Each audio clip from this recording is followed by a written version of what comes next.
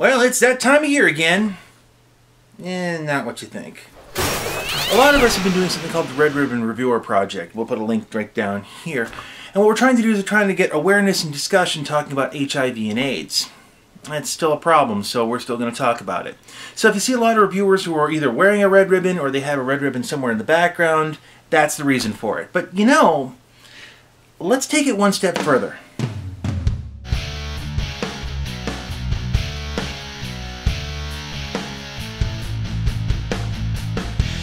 I'm just going to jump right into this. You may have heard this game called Fold It. Now this game is pretty simple, really. I mean, you score points by making these things as small as possible without many gaps and without clashing parts in the main chain. Now there are rules on how you can compact things, but overall it's about making these things smaller. Now for a simple premise, it's actually horribly addicting, and you score it on how you fold things, if you keep the orange parts inside and the blue parts outside, and if you can make connections along the chain, and so on. There's a world leaderboard on every puzzle so you can compare your solution to other people's solutions. I downloaded it and started playing, and then suddenly, boom, it's 5 hours later. Now here's where we get to the cool part about this game, because yeah, it's a game, but there's some hardcore science going on behind the scenes over here. What players are actually doing is we're folding protein structures. Okay, a lot of you guys are giving me that same look that your grandmother gives you when you try to explain jungling. Okay, let's break down protein structures. If I can stomach the bad science puns, so can you. Proteins are kind of a big deal. We're talking like building blocks of life level of importance here. They do a lot in your body, like they literally provide the structure you stand on, they boost your immune system, they transport nutrients around your body, a lot of other stuff. They make about 16% of your body weight, roughly. But proteins are not long strands of amino acids. In the real world, they fold. Now you're seeing what this game's all about. What Fold It aims to do is several layers deep, and one of them is to predict how a protein structure will fold. You see, once scientists know the structures, they can design new proteins specifically to target the bad ones. Scientists have tools to do this. There's one program called Rosetta, but it has limitations, just like every other software program does. Software can't improvise. It can't act on intuition. It can't try new things unless it's been programmed to do so. Human beings do. So what would you get if you dropped a 3D folding puzzle into the laps of a few thousand gamers? You'd solve a decade-long problem in like 10 days. And I think we can feel pretty good about ourselves for that. But, okay, it's not perfect. Fold It has come under some criticism because we're not scientists, we're gamers. And yeah, it's not perfect, but if nothing else, this is a really cool proof of concept. One of the goals of Fold It was to see if humans can work better than computers for applications like this, and right now, we kinda might have an edge. Human brains excel at things like pattern recognition, long-term planning, and intuition. We'll try stupid things because why not? And sometimes it works, sometimes it doesn't. That's science for you. Now, add to that the gamer tenacity and our honest belief that every problem has a solution, and you've got what buzzword enthusiasts call crowdsourcing citizen scientists. That's a $5 term for putting 10,000 eyes on a problem and maybe 1% saying, "Oh, I get it." Gamers excel at problem solving. It's just a matter of placing the problem in a way that we can fiddle with it. This is the real power of a game like Fold It. Most of its players aren't scientists. They wouldn't know genetic drift from a snowdrift, but the game was made in such a way that everyone can get it. The tutorial gives you the basics, but doesn't bog down in scientific lingo. It keeps it simple and accessible, and that's really the key. This would be where I would drop the term gamification, but every time I do stuff like that, you guys call me a hipster. But the possibilities of things like this are endless. I mean, if SETI ever got their game running, we would find aliens. I did that joke last week. Sorry. Actually, that's not really a joke. SETI held a game jam in October 2014, and they came up with some games that they look pretty cool, but okay, I haven't played them, and they look like they're inspired by SETI rather than being tools of analysis. But it's a start. But seriously, if they made analyzing radio and light signals into a decent game, we'd just smash right through it. But that's the hard part, isn't it? If a game was basically like this, nobody would play it.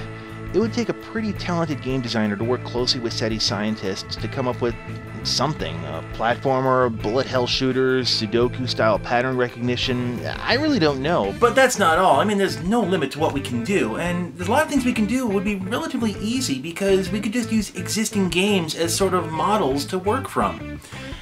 I realize that this next section is going to make a bunch of vanilla WoW players just all misty-eyed for the old days. I'm not sorry. If you happen to know somebody who's been playing since vanilla WoW, ask them about Corrupted Blood. I guarantee you're in for a story. Now, I'm not going to rehash it here, and it seriously should be its own show sometime, but suffice to say for now that it was an inadvertent pandemic that epidemiologists in the real world are still talking about. 10 years later. And with the Ebola scare, it got people talking again. The reason is that experts had to remake their models of behavior based on corrupted blood. But it's not that the case that we're using this in order to say what will actually happen. What we're doing is mining it for inspiration about the sorts of things we should consider in the real world. And already there are 2 of those from looking in virtual worlds that we hadn't thought of as epidemiological modelers before we looked at the behavior in the virtual space. And those are empathy and curiosity. Things that do motivate people during risky scenarios, but that we hadn't been including in our epidemiological models until then. Problem was, it wasn't an experiment. It was just an event that happened, and researchers are still sifting the data from it, but there's no reason it can't become an experiment. So let me kind of spitball an idea here. Let's say that World of Warcraft were to open up a research server. People could transfer or copy their tunes to it for free with the understanding that they're going to be guinea pigs for a research project for, I don't know, 3 months. In exchange, they'll get a vanity title. So let people play for a month with no incident, they get into a routine, then you drop a pandemic on them. Magical, viral, doesn't matter, but something big, like a massive stat debuff, possibly debuffing the tune down to nothing over time. Then see what the population does with it. You see, researchers are not just looking at how fast the disease spreads, they're looking for the social reaction to it. They'd probably be tracking down off-site forum posts, they'd have to sift through mountains of public chat logs, try to figure out how the information was spreading, how the infection was spreading. They could even add in wildcards like the authorities enacting martial law just to see what people would do to affect the outcome. It wouldn't be a perfect experiment because a lot of players knowing they're guinea pigs would try to skew the results or whatever, but it would still give a lot of valuable insight for what people actually do in emergency situations rather than what they think they would do in hypothetical ones. So you might be saying at this point, well, why would anybody volunteer for something like this? I actually have an answer to that. Because it would be epic! When it's all said and done, what do you really walk away from an MMO with? Stories. Go find an old WoW player and ask them if they remember who was the first one through the dark portal. Stories like that are the epic stories because it's not part of the official storyline. It's a story that we write.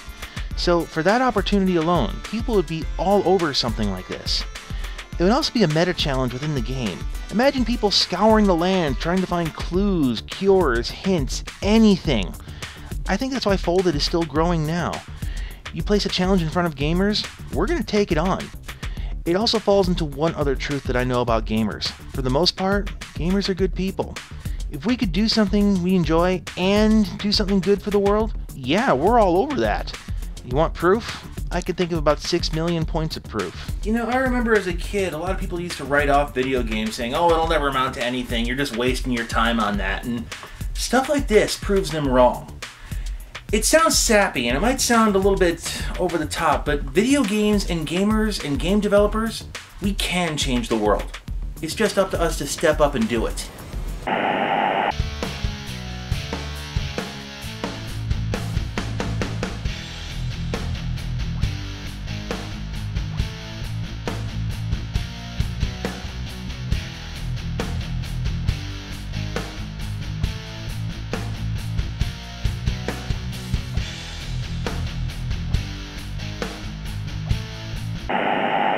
If I can stomach the bad science puns, so can you.